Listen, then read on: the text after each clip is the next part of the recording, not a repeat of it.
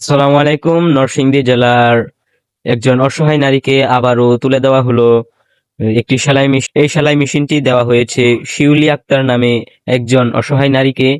আমরা ওনার সাথে একটু কথা বলি, চলুন। আসসালামু আলাইকুম।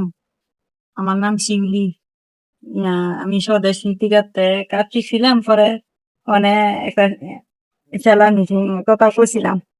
পরে আমার স্বামী আজকে কদিন ধরে অসুস্থ। উম, সংসারে খুবই অভাব। পরে তিশাপুর সাহায্যে একটা মেশিন পাইছি, পরে আমার পরিবারে খুবই খুশি হয়েছে। এটা নিয়ে ওই পরিবারের কোনো সুবিধা হয়েছে। আমার স্বামী অসুস্থ, কোনো রোজগার করতে পারে না। মেশিনটা দেওয়াতে আমার অনেক উপকার হয়েছে। 3টা ছেলে মেয়ে, উম, সংসারটা খুবই কষ্ট। মানে মেশিনটা পাওয়াতে আমার পরিবারও খুশি, আমিও খুশি। তিশা ম্যাডামকে অনেক ধন্যবাদ।